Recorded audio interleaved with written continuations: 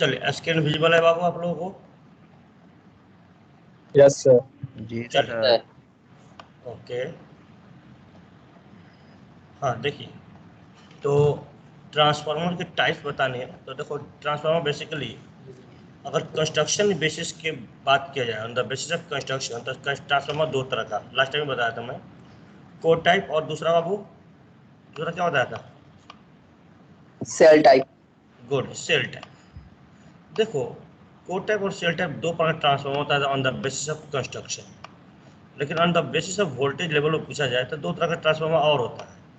कौन कौन बाबू? Step down step और अप स्टेप डाउन। हाँ, स्टेप अप और स्टेप डाउन। Yep. हम आइसोलेशन ट्रांसफार्मर की बात नहीं करते, स्टेप अप और स्टेप डाउन की बात करते हैं, ठीक है। तो बेसिकली जो ट्रांसफार्मर का टाइप होता है अपने पास यही होता है on the basis of construction, और ये दो तरह का, कोर टाइप और सेल टाइप। ध्यान सुनिएगा बाबू, कोर टाइप में और सेल टाइप में फिर होता क्या है। देखिए मैंने यहाँ पे जो डायग्राम बना रखे हैं ये हम लोग का है बाबू कोर टाइप के। और कोर टाइप ट्रांसफार्मर प्रीफर होता है बाबू हाई वोल्टेज लो करंट। किसे प्रीफर होता है बाबू? Hello, high voltage yes. Low कर। हाई वोल्टेज लो करंट में प्रीफर की जाती है। मतलब जितने भी हेवी ट्रांसफार्मर जो देखते हो आप लोग, वो सारे के सारे कौन से टाइप का होता है बाबू?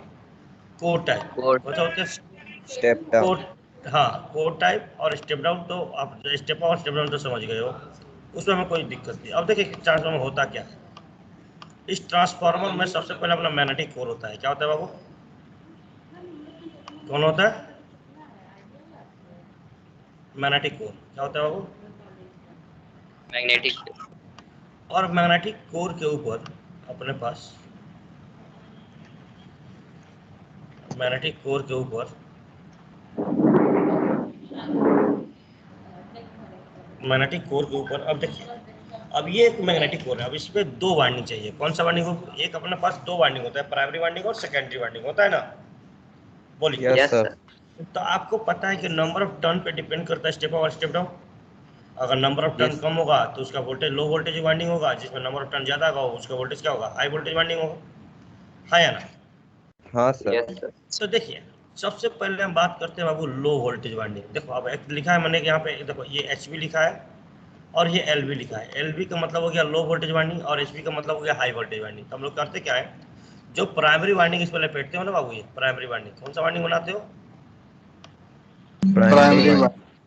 तो प्राइमरी वाइंडिंग के मान लो अगर 100 टर्न का प्राइमरी वाइंडिंग बनाए हो, तो 50-50 टर्न का ये दोनों वाइंडिंग, दोनों पे हम लोग क्या करते हैं, पेच करते हैं। किस पे बाबू? दोनों पे, दोनों कोर या दोनों लिम्ब पे हम लोग क्या करते हैं, 50-50 टन यहाँ पे फिक्स कर देते हैं। और इसको इंटरनली क्या करते हैं, सीरीज से कनेक्ट कर देते हैं। किस पे कनेक्ट रखते हैं बाबू? Series connection. सीरीज। इससे फायदा क्या होता है सर? इसके बाद हम लोग एच वाइंडिंग, कौन सा वाइंडिंग बाबू? अब ये वाइंडिंग कनेक्शन हम लोग यहाँ निकाल लेते हैं। क्या निकाला है? अब ये एक वाइंडिंग हो गया प्राइमरी। अब इसके बाद अपने पास एच वाइंडिंग, कौन सा वाइंडिंग बाबू? H winding. अब देखिए एच वाइंडिंग अपना ये हुआ हुआ बोलो। यस अब सर। एच पी वाइंडिंग का आधा पार्ट इस पर अगर हम लोग कनेक्ट करते हैं, इस पर आधा, किस पे आगे आधा हम लोग कनेक्ट करते हैं, और ये ब्लू वाला आधा आधा वाइंडिंग दोनों निकाल लेते हैं। अब ध्यान देने वाली बात यह है कि ये हो गया आपका सेकेंडरी वाइंडिंग और ये होगा प्राइमरी वाइंडिंग। आपने रेड वाले को एल भी था, देखो यही काम यहाँ किया गया। यहाँ क्या किया गया देखो ध्यान से बता, इसको हमने एक एल वाइंडिंग प्लेस किया। कौन सा वाइंडिंग प्लेस किया आपको? कौन सा वाइंडिंग प्लेस किया पहले? High voltage. LV winding, not high voltage, LV winding. LV winding के ऊपर हम लोग एचवी वाइंडिंग रखते हैं, बट इन दोनों के बीच में एक गैप रखा जाता है और वो गैप को फिल की जाती है इंसुलेशन मटेरियल से। किससे फिल की जाती है वो? Installation material. ऐसा क्यों किया जाता है? क्योंकि तार एक दूसरे पे शॉर्ट ना करे। क्या ना करे बाबू? शॉर्ट ना करे। देखो ये जो बीच में भरे हो, ध्यान सुनना होगा, देखते रहना। ये जो बीच में ब्लैक कलर से भर रहे हैं, these are the insulation, these are the insulation. अब आप ध्यान देने वाली बात यह है कि सर हम लोग आधे आधे वाइंडिंग प्लेस क्यों करते हैं? क्यों नहीं एक वाइंडिंग एक लिंक और एक वाइंडिंग एक लिंक पर रख रहे हैं? आधे आधे क्यों? किसी को कुछ आइडिया है आधे आधे क्यों बाबू?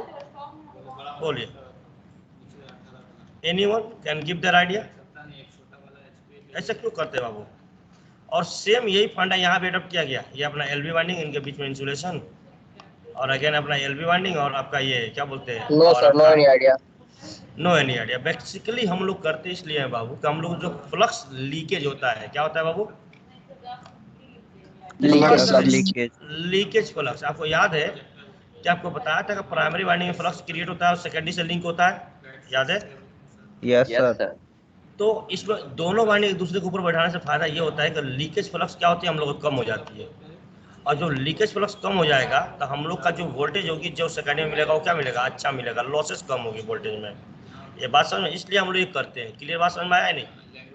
यस बोलिए। सर आ तो गया। यहाँ जो रेड वाला मैंने बनाया है, दिस रेड वाला हाफ ऑफ एलवी वाइंडिंग है, सॉरी एचवी वाइंडिंग है। कौन सा वाइंडिंग है बाबू? एचवी। और जो ब्लू वाला बनाया है, this are the LV winding. अब देखिए, अब इसलिए आपने ध्यान से देखो तो दोनों वाइंडिंग आपने दोनों लिंक पे प्लेस किया ना, एलवी और एचवी। बट जी ध्यान सर। ये रखना है कि आधी आधी प्लेस किया। आधी आधी प्लेस करने से फायदा ये हुआ कि लीकेज प्लस कम हो जाएगी, पहला बेनिफिट। दूसरा बेनिफिट क्या होगा कि आप ध्यान से देखो, अब किसी ने डाउट नहीं किया कि सर ये रेड वाला एचवी वाइंडिंग पहले क्यों नहीं रखा, एलवी क्यों रखा पहले? आपने देखा ना, नियर द कोर, ये कोर जो है मैं ग्रीन कलर से कोर बनाता है, नियर द कोर हम लोगों ने एचवी वाइंडिंग रखा है ना जी, देखो तो, यस। हाँ या ना? जी सर। तो ऐसा रखने से क्यों, अगर एचवी वाइंडिंग रखते तो हम लोग का इंसुलेशन कॉस्ट बढ़ जाता है। क्या बढ़ जाता है वो? Insulation cost. तो हम लोग जनरली नियर द कोर हम लोग एलवी वाइंडिंग रखते हैं। एलवी वाइंडिंग नियर रखने से क्या फायदा होगा? इंसुलेशन कॉस्ट वहाँ कम जरूरत पड़ेगी। आई बात समझ में? बोलिए। यस। तो देखिए, अब ये पढ़ देते हैं, बाकी जितना चीज समझा था समझाते। देखिए अब देखा इसमें, in core type transformer the winding are placed on the two limb of the transformer and therefore the transformer core is surrounded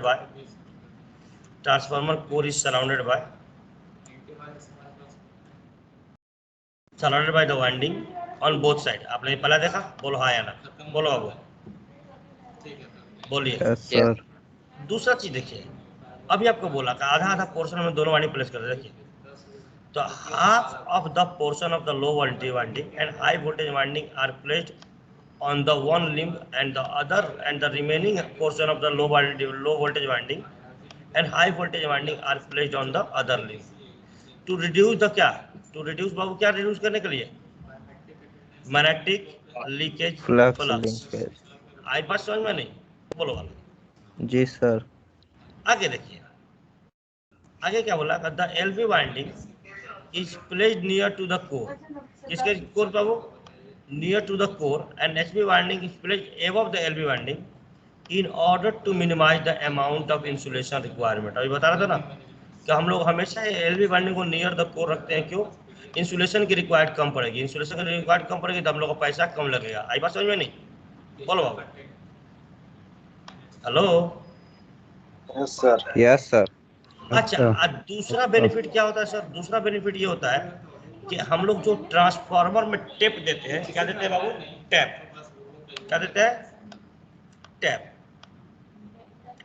तो टैप हमेशा एचपी बाइंडिंग में देते हैं। कौन सा बाइंडिंग में बाबू? कौन सा बाइंडिंग में देते टैप हैं? में सर। टैप मिस होता है, हाँ मैं आपको बता रहा हूँ। आप लोगों ने कितने लोगों के घर में स्टेबलाइजर है? है सर। तो आप स्टेबलाइजर में देखो कि वोल्टेज जब कम होता है तो उसका नब धर के बढ़ा देते हो, बढ़ाते हो। जी सर। Yes sir. तो वो नब बढ़ाने के मीनिंग है कि आपने क्या करते हो, उसमें नंबर ऑफ टर्न घटा बढ़ा यस देते सर। हो। और नंबर ऑफ टर्न घटाओगे बढ़ाओगे तो वोल्टेज क्या होगा? घटेगा या बढ़ेगा? घटेगा बढ़ेगा। आई बात समझ में? तो ये टैप चेंजिंग इसलिए दिया जाता है कि जब आपका सप्लाई वोल्टेज कम होने लगता है तो हम इस टेप में नंबर ऑफ टर्न को क्या इजीली बढ़ा देते हैं, इजीली घटा देते हैं। तो जब भी आप टेप चेंज करोगे तो बेसिकली नंबर ऑफ टर्न तो वाट बढ़ाकर चेंज करोगे तो स्पार्किंग की संभावना होती है। तो एचपी वाइंडिंग, चूंकि हमने आपको ट्रांसफार्मर इक्वेशन पढ़ाया था, याद है? V1 V2 by I1 V2 by V1 equal to I2 by I1 by I2 लिखा था, याद है? तो जिसमें वोल्टेज ज्यादा होगा उसमें करंट कम होती है, तो जिसमें करंट जितना कम होगा स्पार्किंग उतना ही कम होगी। तो टैपिंग देने में हमें इजी पड़ता है हाई वोल्टेज, क्योंकि बाहरी वाइंडिंग होगा तो बाहरी टैपिंग देना इजी रहेगा ना जी, आया ना? यस बोलो। सर। हाँ। तो इसी वजह से ये सबसे बड़ा एडवांटेज होता है, one of the most advantage of the placing the high voltage winding outside that whenever necessary tapping can be provided easily on the HP binding। ये बात समझ में आया? अब यहां से जो आपको याद रखनी है, अच्छा इसमें फ्लक्स के लिए कितना पाथ बनेगा? एक ही ना पाथ बनेगा बाबू, बोलो। फ्लक्स के लिए कितना पाथ होगा बाबू इसमें? हेलो, बोलो वाला।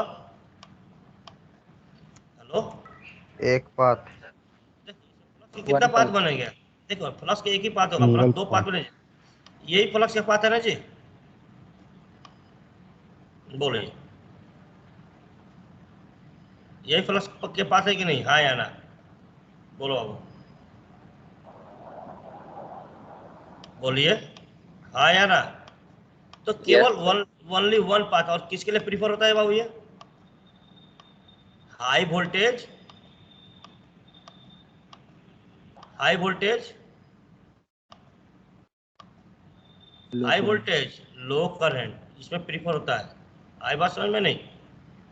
तो हमेशा ये बाबू फैक्ट ये है कि जब भी प्रीफर होगा, चूंकि एक ही पाथ होता है, तो ये याद रखिएगा, ऑब्जेक्टिव क्वेश्चन यहाँ से बनता है।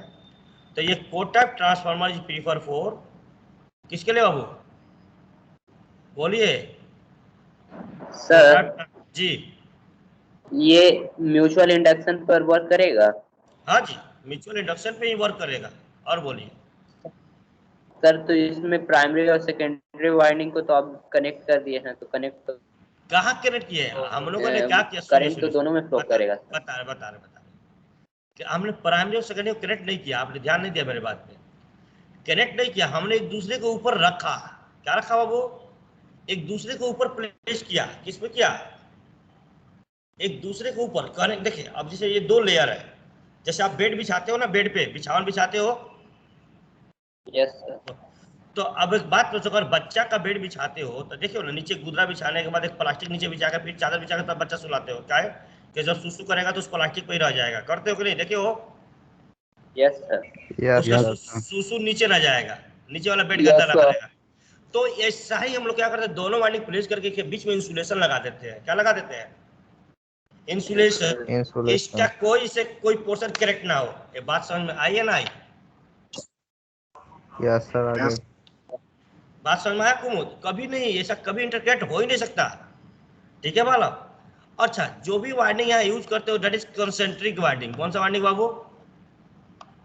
Concentric winding concentric winding. Concentric का मतलब एक ही सोलन में आप नंबर ऑफ वायर बिछाते हो, दैट इज कॉल्ड कंसेंट्रिक। ये बात समझ में आया जी? और ये ट्रांसफार्मर किसके लिए प्रीफर करोगे बाबू? किसके लिए ट्रांसफार्मर प्रीफर करोगे? अभी बोला था, आप भी बोल नहीं रहे हो। High low voltage, voltage High high high voltage, voltage low लो current. करंट। याद रखिएगा, नेक्स्ट ऑब्जेक्टिव क्वेश्चन है ये, हाई वोल्टेज लो करंट।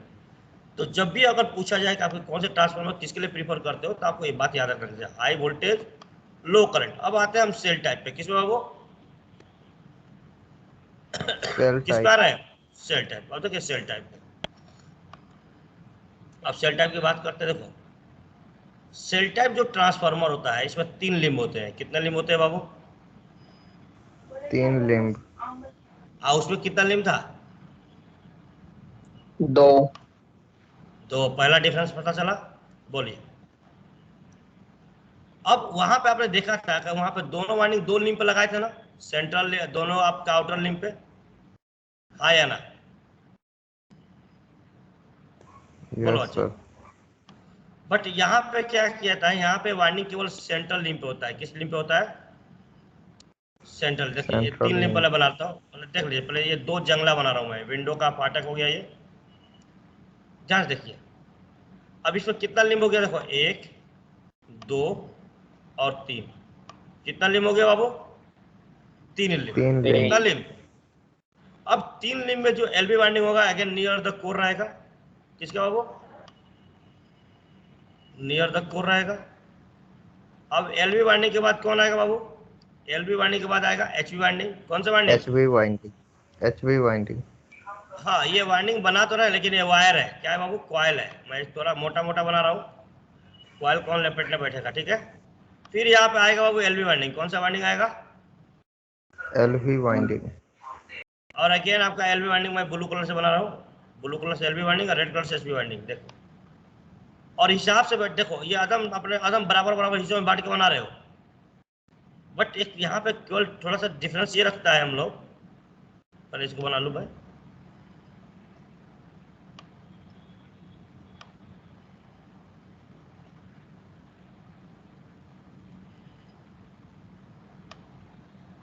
देखिए, अब ये वाइंडिंग देखा, जितने ब्लू वाला वाइंडिंग है सब एचवी एलवी वाइंडिंग है। कौन सा वाइंडिंग है?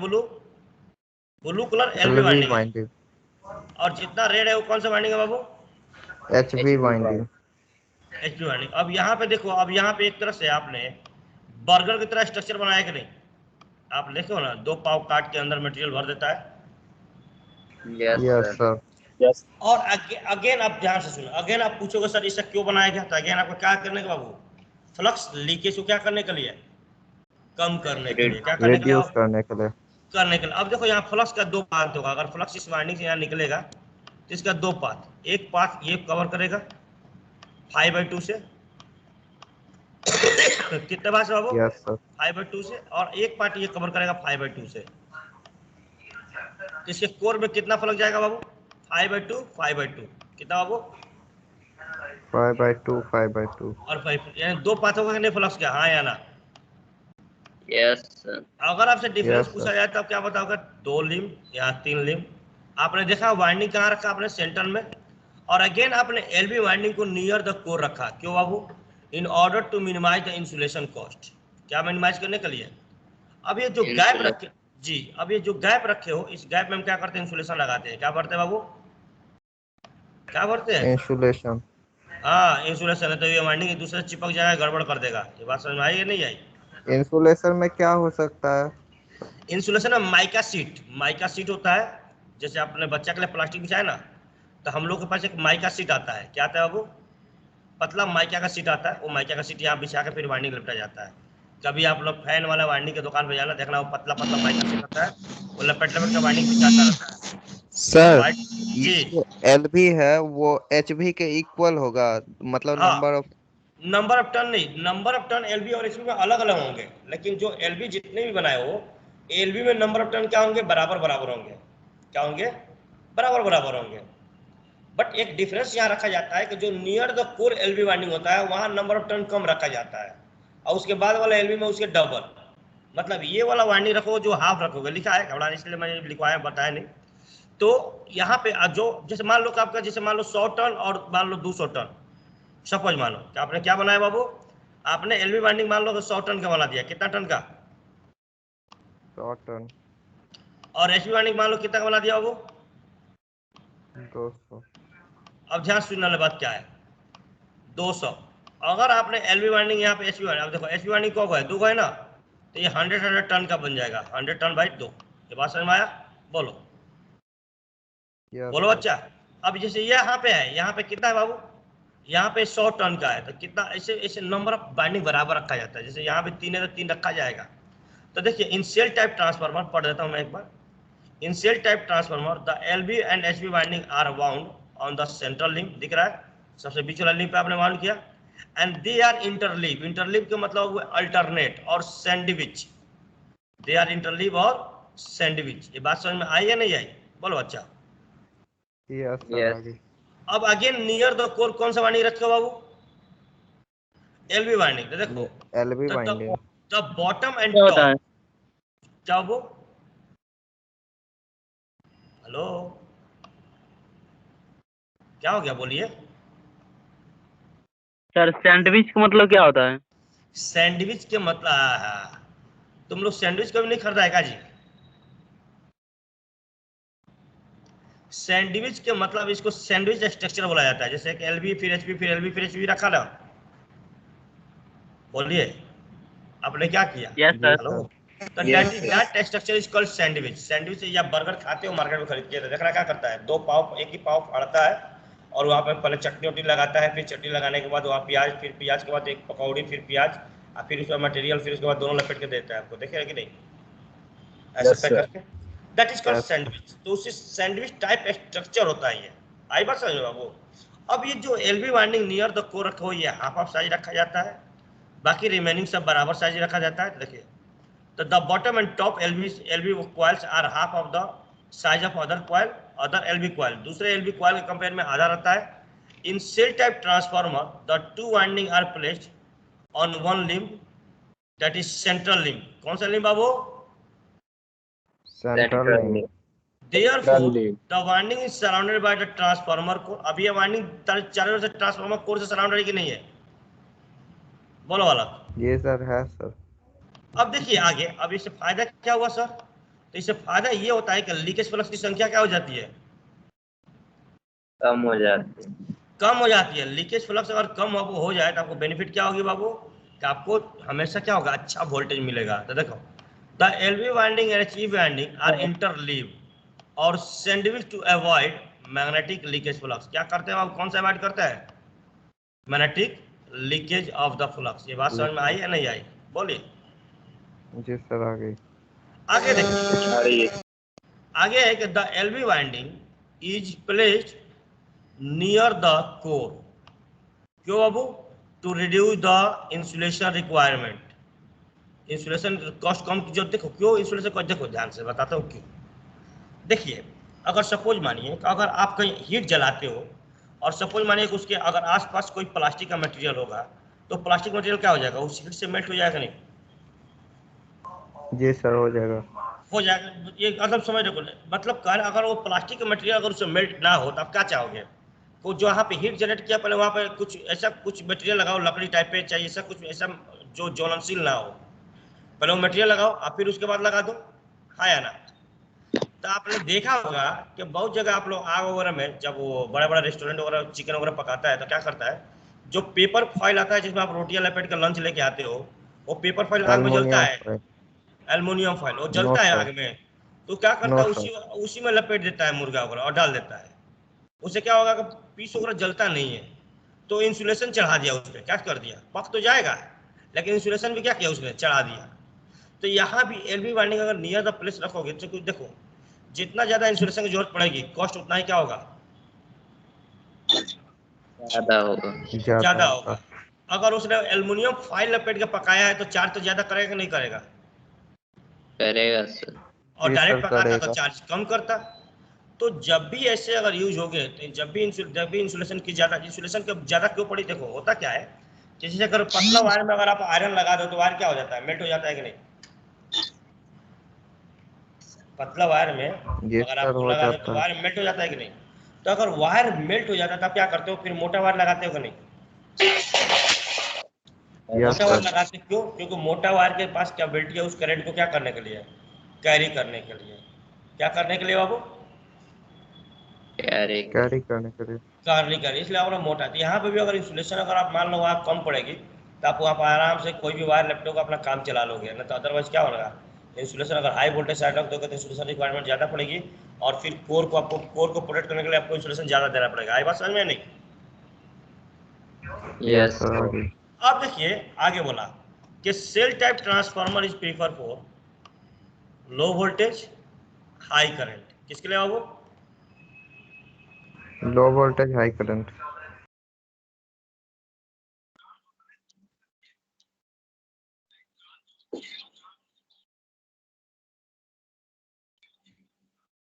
सॉरी, लो वोल्टेज और हाई करंट। जितना भी आप लोग मोबाइल चार्जर देखे होंगे, देखो अब आप कैसा होता है सर, मैं आपको दिखाता हूँ इसका। ये आपका गूगल पे इमेज दिखाता हूँ, खूब बढ़िया मजा आएगा देखने में। आप लोगों ने बचपन में, बहुत लोगों ने आप लोगों में से खेला होगा ऐसा, इस शेप के पत्ती से, जिसमें इस शेप का पत्ती लोहा का होता था। Yes sir. यस सी और सर। आई। आपको दिखाते हैं, ये कंस्ट्रक्शन इमेज आपको दिखाते हैं, इसमें कोर कैसा होता है देखो। ये जो कोर होता है सेल टाइप के, किसकी बात कर रहा हूँ बाबू? सेल टाइप के। किसकी बात कर रहा सेल हूँ मैं? टाइप। तो सेल टाइप में जो कोर होता है वो ई शेप में होता है। किस शेप में बाबू? ई शेप में। देखो ये शेप है, ये है सेल टाइप। देखो ये दिख रहा है आपको? ई शेप में लोहा दिख रहा है आपको? देखो ध्यान से। Yes sir yes sir. ये पतला पतला पतला पतला पत्ती जो दुकानदार खोल के फेंक देता था दुकान के बाहर, आप जाकर देखते थे, वही वेस्टेज लेके हम लोग खेलते थे और बोलते थे ई लिखा है इसके लोहे का। खेलते थे हम लोग बचपन में। और इसी के साथ देखो एक आई का भी पत्ती यहाँ पे। तो ऐसे एक कोर डिजाइन होता है ये बस। अब फिर एक कोर को यहाँ पे ज्वाइन किया जाता है। ज्वाइन करने के बाद ये बनता है, बट ज्वाइन किया जाता है। कौन सा ज्वाइन? वेल्डिंग में एक बट ज्वाइंट होता है, वो किया जाता है। इसके बाद ये बनता है। तो ये जितने भी आप ट्रांसफार्मर ये यूज किया आपके मोबाइल चार्जर वगैरह में है, सब ये यूज होता है सेल टाइप। कौन सा टाइप है वो? Shell type. जितने भी आपका मोबाइल, हाँ जितने भी आपका मोबाइल चार्जर है या इलेक्ट्रॉनिक्स गैजेट में देखते हो, छोटा छोटा ट्रांसफार्मर देखते हो, सब ये ट्रांसफार्मर है। कौन सा बाबू? Cell type. आई बात समझ में नहीं? अब सर देखो आपका, किसी में काला काला रहता है। वो से काला उजला से हमको मतलब नहीं है, काला उजला से हमको मतलब नहीं है। हमें मतलब है वो टाइप कौन सा है। ठीक है, काला उजला तो आपके डिपेंड करता है कि आपने वाइंडिंग क्या क्या किया है और कैसे यूज किया है, वो आप पे डिपेंड वो करता नहीं सर, पत्ती नहीं रहता उसमें, उसमें डायरेक्ट मटेरियल टाइप का रहता, ई लिखा हुआ। है। अब एक बात बताओ, देखो देखो डिजाइनिंग जो पैरामीटर होती है, जो मैन्युफैक्चरिंग कंपनी करती है, ये लिखा रहेगा, वो तो बनेगा, कोड सेल टाइप तो बनेगा ही नहीं। बट आपको मैं बताता हूँ, जैसे मान लो कोई 80 रुपये का ट्रांसफार्मर बेच रहा है, कितना रुपये का? 80 80 रुपये। रुपए की। तो उसमें 200 का तो खपत नहीं लगाएगा ना। नहीं सर। तो क्या करेगा, उस 80 रुपये का डिजाइन करेगा, तो वो मैन्युफैक्चरिंग डिजाइन है। हम लोग मैन्युफैक्चरिंग पर नहीं जाते, हम लोग बेसिकली कंस्ट्रक्शन पे जाते हैं। हम लोग चूंकि इंजीनियर, तो हम लोग इस चीज़ से जाननी है कि कंस्ट्रक्शन ऐसा बनता है। अब वहाँ पे जो अकॉर्डिंग टू एप्लीकेशन, जैसे मान लो छोटा, खूब छोटा रेटिंग का ट्रांसफार्मर है, इतना छोटू सा, अब इतना छोटू सा ट्रांसफार्मर में ई और ये एफ लगाते रहेगा तो साइज तो बड़ा हो जाएगा ना जी। तो वहाँ पे हो सकता है कुछ और मैकेनिज्म यूज कर रहा होगा। तो बहुत तरह की डिजाइनिंग लिया जाता है, बट बेसिकली दो ही डिजाइन हम लोग पढ़ते हैं, कौन सा बाबू? सेल टाइप और कोट टाइप। आई बात समझ में? पत्ती होगा या क्या होगा वो डिजाइन करेगा। क्लियर और नॉट क्लियर? Clear sir. अब देखिए, जितने भी लो पावर ट्रांसफार्मर होता है, कौन पावर बाबू? मतलब छोटा छोटा, जितना आप मोबाइल चार्जर में देखते हो, आपका रेडियो में देखोगे, स्टेबलाइजर में देखोगे, आपका वेल्डिंग मशीन खोलोगे तो उसमें देख लोगे, तो सारे ट्रांसफार्मर बाबू ईयर कूल्ड होता है। कौन सा कूल्ड होता है बाबू? Air code. मतलब उसमें ट्रांसफार्मर ऑयल नहीं भरते, उसमें कौन सा ऑयल नहीं भरते? ट्रांसफार्मर। अब हाँ, अब आप किसी को डाउट होता है, किसी का मोबाइल चार्जर खराब है, तो उसको फोड़ के ट्रांसफार्मर निकालना, उसमें देखना तेल ओल नहीं मिलेगा कहीं, ठीक है ना। वो सारे एयर कूल होता है, इसको छोटा सा है, तेल डाल के अपना रेट नहीं बढ़ाना। अब ऑयल कूल कर दोगे तो रेट बढ़ जाएगा ना, टैंक लगाओगे कि नहीं, रेट बढ़ जाएगा नहीं। रेट के साथ साथ आपका इलेक्ट्रॉनिक्स जेब में भी नहीं रख पाओगे, क्यों? क्योंकि मान लो ऑयल लीकेज कर गया तो आपका जेब गंदा होगा कि नहीं होगा। तो बहुत ऐसे रीजन, तो जितने भी लो पावर ट्रांसफार्मर होता है, कौन सा कूल होता है बाबू? Air cooled. कौन सा cooled? Air cool. Air cool. Air cooled समझते हो आप? जैसे आपका मोबाइल है, ऐसा रखते हो ना हाथ में, हवा से कूल हो जाता। हाँ ऐसे ही हवा से नॉर्मली। दूसरा क्या होता है बाबू? दूसरा लार्ज पावर ट्रांसफार्मर, जितना बड़ा बड़ा ट्रांसफार्मर होता है वो ऑयल कूल होता है। कौन सा बाबू? ऑयल भरा होता है उसके टैंक में, उसके वाइंडिंग के बीच में ऑयल, इमर्जिन ऑयल, उसके वाइंडिंग को ऑयल में हमेशा रखते हैं। और ऑयल क्या करता है? कूलिंग प्रोवाइड करता है। क्या करता है बाबू? और कूलिंग के साथ साथ इंसुलेटिंग मीडियम भी देता है। किसके साथ? वाइंडिंग को और आपका ट्रांसफार्मर बॉडी को आइसोलेट करके भी रखता है ये ऑयल। तो इन ऑयल कूल ट्रांसफार्मर, देखो, the oil serve as coolant and also as a insulating medium. ये बात समझ में आई है ना? आई? बोलिए, ये बात क्लियर है बालक? अब आपका एक होता है बाबू ऑटो ट्रांसफार्मर। कौन सा transformer? Auto transfer. Auto transformer होता है। अब ऑटो ट्रांसफार्मर आपको पढ़ना भी है, तो रुको उसका थ्योरी दिखा देते हैं। तो आप क्या है समझा देता हूँ, मैं पढ़ा देता हूँ ऑटो ट्रांसफार्मर। और इसी के साथ आपका आधा पार्ट खत्म हो जाएगी। अब केवल आपका बचेगा मोटर। क्या बचेगा बाबू? मोटर। क्या बचेगा बालक? मोटर। तो मोटर के लिए आप तैयार रहिए। मोटर के बाद मोटर। आपका आपका सिलेबस का एंड हो जाएगा मेरी तरफ से, और आपका टेस्ट भी लेना मेरा बचा है ना? है ना टेस्ट? क्या जी? Yes sir. जी सर। हाँ, टेस्ट भी लेना है। तो अभी हम आपको ऑटो ट्रांसफार्मर का थोड़ा इंट्रो, देखो ज़्यादा नहीं पढ़ना ऑटो ट्रांसफार्मर में, इलेक्ट्रिकल वाला तो पूरा डिटेल पढ़ता है, ठीक है ना। आपको थोड़ा सा पढ़ना है। कितना पढ़ना है? थोड़ा सा। तो मैं पहले समझाता हूँ, ऐसे समझाने तो इच्छुक हूँ, लेकिन थोड़ा नोट्स दिखा दूँ। नोट्स देख लोगे तो क्या होगा कि थ्योरी लिखने में काम आएगा, नहीं तो आपसे लिखाएगा नहीं थ्योरी, है ना। देखिए,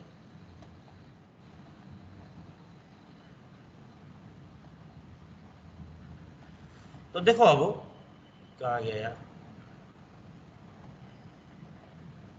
तो ऑटो ट्रांसफार्मर में एक ही वाइंडिंग होता है। कितना वाइंडिंग होता है बाबू ऑटो ट्रांसफार्मर में?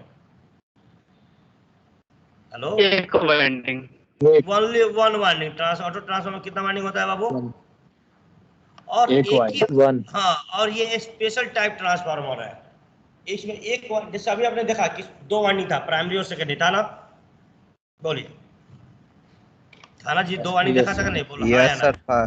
तो ऑटो ट्रांसफार्मर में दो वाइंडिंग नहीं होता। ऑटो ट्रांसफार्मर कितना वाइंडिंग होता है सर? ऑटो ट्रांसफार्मर सर एक वाइंडिंग होता है। कितना एक। वाइंडिंग बाबू? अब एक वाइंडिंग। कैसा सर? और एक ही वाइंडिंग दोनों का काम करता है, इसका प्राइमरी का भी और सेकेंडरी का भी। कैसे? देखो, एक वाइंडिंग मैंने लपेट दिया, ध्यान से सुनते चलो, लपेट दिया एक वाइंडिंग, बोलो हाँ या ना। तो इससे फायदा क्या होगा? कोई किसी को सोच का आइडिया आ रहा है क्या फायदा होगा बाबू? बोलो। देखो अब ये वायर आपने ऐसे निकाल दिया, बोलो हाँ या ना। Hello yes hello. सर। और इसी पे ये पार्ट, अब देखो, अब ये पार्ट ऑफ वाइंडिंग, अगर मान लो अगर ये N1 टर्न है, कितना टर्न है टोटल? N1 N1 टर्न है, सपोज मान लो टोटल N1 टर्न है, और सपोज मान लो आपने N2 टर्न यहाँ पे आपने टैप कर दिया, तो ये N2 वाला जो पार्ट है, इतना नंबर ऑफ टर्न इसमें क्या होगा? दोनों में कॉमन होगा कि नहीं? प्राइमरी में भी और सेकेंडरी में भी। बोलो, ये प्राइमरी में और सेकेंडरी में कॉमन है कि नहीं है? हाँ या ना? Yes sir. तो हाँ देखिए, सर। तो ये ऑटो ट्रांसफार्मर में ओनली वन वाइंडिंग होती है, और इसी में एक पार्ट, मतलब एक ही वाइंडिंग के कुछ पार्ट होता है, वो सेकेंडरी और प्राइमरी दोनों का काम करता है। तो देखिए, तो पहला लाइन यही लिखा है कि N auto transformer is a transformer, N auto transformer is a special type transformer having only one winding. कितना वाइंडिंग होता है बाबू? एक। Such that a part of winding is common to primary and secondary। देखा ना, आप इतना part common है कि नहीं दोनों के लिए? प्राइमरी में भी है और सेकेंडरी में भी। अगर इस वाइंडिंग को मैं अलग से बनाऊं फिर से, तो मैं इसको ऐसे बनाते, हम लोग सर्किट ऐसे बनाते बाबू। क्या बनाते? कैसे बनाते? ऐसे बनाते। अब यहाँ ध्यान से सुनने वाली बात क्या है, थोड़ा इसी में सब चीज़ बताते चलूंगा, ये स्टोर करिएगा। ये पूरा का पूरा एक वाइंडिंग होगा। अब इसी में उस पार्ट को कॉमन कर दिया, तो ये प्राइमरी और सेकेंडरी में गया कि नहीं? बोलो। यहाँ से अगर आप आउटपुट लोगे तो सेकेंडरी हो गया, बोलो बादशाह। Yes sir. और ये ये क्या हो जाएगा? सर। प्राइमरी हो जाएगा, नहीं होगा? बोलो हाँ या ना। तो अगर सपोज मानो अगर इसका N1 टर्न है पूरा, टोटल टर्न कितना हो गया बाबू? N1 कितना टर्न बोल दिया? और इसको आपने बोल दिया N2 टर्न, कितना टर्न? हेलो। N2 तो यहाँ पे कितना टर्न Yes, बचेगा sir. बाबू? यहाँ कितना टर्न बचेगा? N1 minus N2। हाँ, N1 माइनस N2, गुड। तो आपने यहाँ पे दो चीज ऑब्जर्व किया, एक तो ये देखा कि इसका वाइंडिंग प्राइमरी और सेकेंडरी इलेक्ट्रिकली कनेक्टेड है कि नहीं है? Yes sir. Yes sir. एक पहला। दूसरा चीज, अब देखा इसमें एक वाइंडिंग यूज किए हो, तो जो भी कॉपर की वायर की रिक्वायरमेंट पड़ेगी, इसमें कम पड़ेगी या उसमें कम पड़ेगी? इसमें कम पड़ेगा। इसमें कम पड़ेगी। बात समझ में आया? तीसरा बात समझिएगा, तो इसका मतलब है कि कॉपर मटेरियल की रिक्वायरमेंट कम पड़ेगी, तो कॉस्ट क्या होगा इसका? रिड्यूस होगा। कॉस्ट कम हो जाएगा। Reduce। तीसरा चीज, कम होगा। अब ये ट्रांसफार्मर का साइज छोटा होगा या उस ट्रांसफार्मर साइज छोटा होगा? इसका छोटा होगा।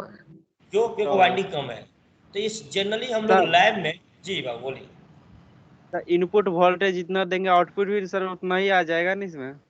नहीं, आप जितना नंबर ऑफ टर्न लोगे उतना ही आएगा। अगर नंबर ऑफ टर्न अगर यहाँ से लोगे बाबू, देखिए अभी आपने टर्न कहाँ से ले रहे हो? यहाँ से ले रहे हो ना। बोलो, अगर नंबर ऑफ टर्न यहाँ से लोगे तब आपका बराबर रहेगा। अभी आप यहाँ से ले रहे हो ना। बोलो, आई बात समझ में? तो नंबर ऑफ टर्न जहाँ से लोगे वहीं से ना आप देखोगे जी। बोले हाँ या ना? बोलिए। हेलो। करंट जैसे सर करंट देंगे तो करंट सर बदलेगा नहीं, करंट डायरेक्ट कनेक्टेड है सर, पूरा पहुंच जाएगा ना? नहीं नहीं नहीं नहीं नहीं नहीं, आप समझ नहीं पा रहे हैं अभी भी। अब मान लीजिए यहाँ करंट दे दिया आपने I1, क्या दे दिया बाबू? और यहाँ करंट मान लेते I2, मान लिया जाए हाँ या ना? बोलो। समझ अब गए सर। इस वाइंडिंग में अगर I1 करंट, कितना? सुनिएगा, अब सुनिए, ये I1 तो यहाँ I1 जाएगा, ये तो पक्का हो गया, कल्पना हो गया नहीं? तो इस यस वाइंडिंग में सर। जो ये जो कॉमन पोर्शन है, इसमें करंट कितना होगा? आप किरचॉफ लॉ लगाइए, यस सर, देखिए। किरचॉफ को आधा आधा बढ़ जाएगा। I1 माइनस I2 कितना करंट जाएगा इसमें? क्योंकि आपको पता है कि जितना करंट इंटर होगा उतना ही करंट आउट गोइंग होगा जी। Yes sir.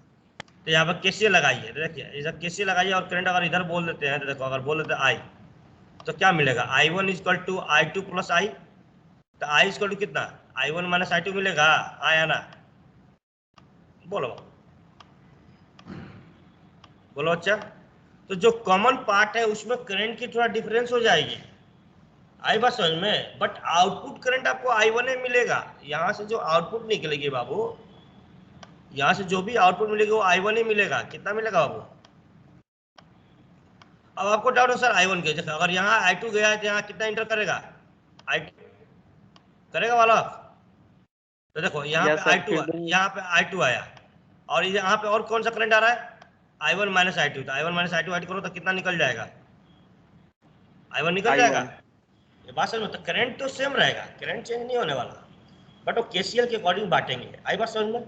तो सबसे पहला पॉइंट नोट वाला ये है कि ऑटो ट्रांसफार्मर में कितना वाइंडिंग होता है बाबू, एक वाइंडिंग। 1 बाइंडिंग। और एक ही वाइंडिंग का कुछ पार्ट होता है जो कॉमन होता है दोनों वाइंडिंग में, प्राइमरी में भी और सेकेंडरी वाइंडिंग में। तो वही कॉमन पार्ट एक्ट कैसा करता है, सेकेंडरी वाइंडिंग की तरह। ये बात समझ में आया ही नहीं आया,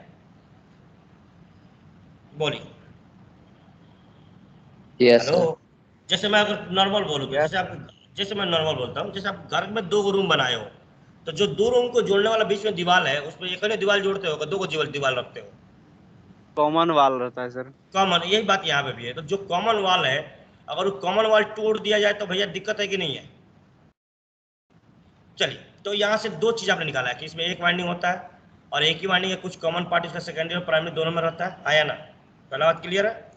दूसरा चीज़ हम लोग ने देखा कि इसमें कॉपर मटेरियल की रिक्वायरमेंट क्या होगी, कम होगी। बोलो अच्छा। Yes, sir. कम होगा। Yes, sir.